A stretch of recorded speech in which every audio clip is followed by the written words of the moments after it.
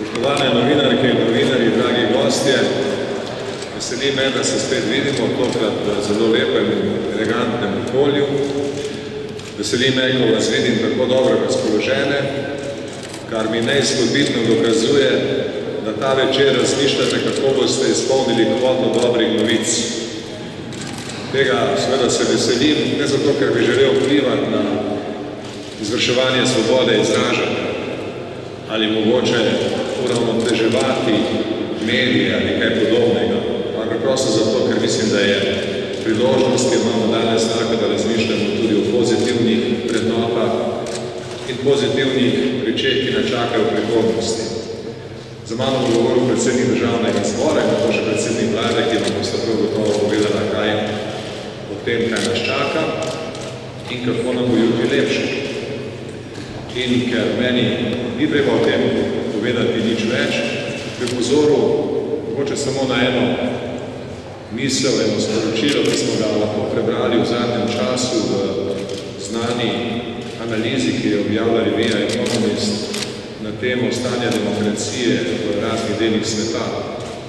Slovenija je na 32. mestu, tako je za Francijo neposredno pred Estonijo, in področje, kjer nas analiza opozarja na naloge, ki so še pred nami, je področje politične kulture.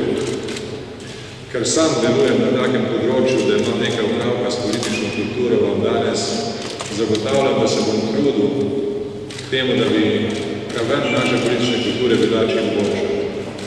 In če se bo vsak od vas pri sebi odločil, da kaj malega prispeva k temu, bom hvaležen in verjamem, da bo tudi naša skupnost hvaležna.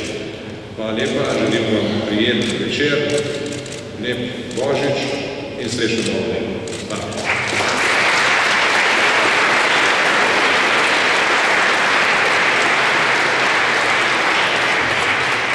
Spoštovane predstavnice in predstavniki sedme sile, res je, tako kot je rekel gospod predsednik Republike, zdaj bom govoril jaz in potem bomo upravili glasovanje. Predvsem bi se vam, vsem novinarkam in novinarjem, fotografom, fotografijam, tehnikom, tehnicam in vsem drugim, ki stojijo za tem kompliciranimi napravami, ki jih običajno poimenujemo z digitalno dobo in digitalizacijo, bi se rad zahvalil za to, da ste nas leto in dan podrobno spremljali in poročali o naših dejavnostih, naših drugačnih, in priznati boste morali, da smo vam ponudili veliko materijala. V letošnjem letu se nam je v državnem zboru zgodilo veliko stvari, nekatere prvič, nekatere drugič, ampak za tiste, ki so se zgodile prvič, upam, da so se zgodile tudi zadnjič.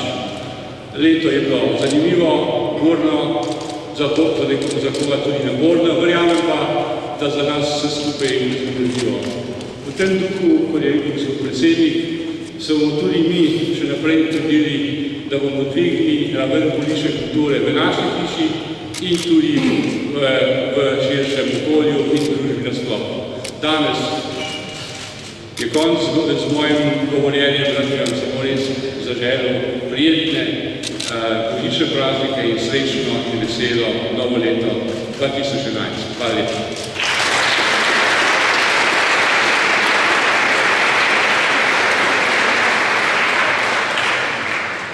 Spoštovani gospod predsednik Republike, spoštovani gospod predsednik državnega zbora, gospe in gospodje. Par let sem bil najbolj popularna politična osebnost v tej državi. In zdaj se mi obeta priložnost, da bom najbolj osovražena politična osebnost v Sloveniji.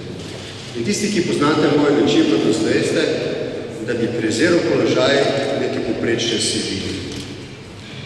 Če moram izbrati med obema, med tistim, ki sem ga užival pred leti, in renomejem, ki se mi obeta za prihodnje leto, bi izbral slednje. S prvim si ta dežela ni pomagala veliko. Z drugim pa skupaj z ministricami in ministri in s politično večino v državnem zboru delamo nekaj dobrega za to državo. Ni popularno, ni všečno, je pa dobro za to in zlasti za naslednje generacije. Moram vam povedati, da mi to delo nudi zadoščenje, ki mi ga nobeno politično pravilo doslej ni dalo v tolikšni meri. Čeprav se zjutraj zavem, da me čaka čez dan skupaj z mojimi sodelavci veliko problemov. Grem v službo, ki jo jemljem kot poslanstvo, z veseljem in radostjo in zvečer večinoma z enim veseljem naredim inventar sprejetih odločitev. So tudi napake, so spodrsljaje, so zamujene priložnosti. Nihče na tem svetu ni pojedel vse pameti. Vendar je pomembno eno, da upravljate to pomembno poslanstvo ne zaradi vašega imidža, ampak zaradi prihodnosti teh in generacij, ki v tej državi prihajajo. In to meni, mojim sodelavcem, da je največji poččenje. Morda ne bomo popularni, bomo pa uspešni. In tukaj ne gre za vso vlade, gre za vso državo. Jaz sem prejšnji petek prišel iz Evropskega sveta in bilo mi veselje slišati komplimente pomembnih evropskih voditeljev na račun naše države. Mislim, da je zelo prav, to je v značaju Slovencev, da smo zelo samokritični. Vendar moramo biti tudi samozavestni. Vse države, ki so pred nami, so premagljive. In to ne je s neko navidezno enotnostjo, ampak za trdo borbo mnenj, ki je seveda borba kritičnih in drugačnih mnenj. Vlada je tista, ki mora ta trenutek sprejemati z največjo možno potrpežljivostjo. In to tudi bomo storili. Zato, ker je tolerantnost in strpnost do drugače mislečih uterala pot enotnosti, ki je tej državi dala zagon pred 20 leti. Na predvečer plebiscita, kjer so se naši ljudje enotno odločili za samostojnost, so potekali prepiri in kritike in ugovori, bili so dvomi in sumi v prihodnost, da ni bilo v zgodovini take primere. Vse to, ta pluralizem je bil podlaga za enotnost, ki je pripeljala do zmage. Zdaj smo v podobno prelomnem. In nekaj vam povem.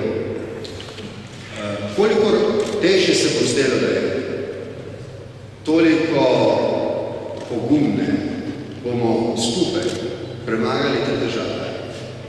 Ob vsej samokritičnosti moramo biti, ker imamo zakaj biti, tudi samozavestni. Želim vam, da bi z potrebnim pogumom in upanjem gledali prihodnost, ker imamo vse razloge za to, da nam in našim otrokom zagotovimo človeka dostojno življenje. Vam želim prijetne božične in novoletne praznike, prihodnje leto bo pa zahtevno uspešno. Hvala lepa.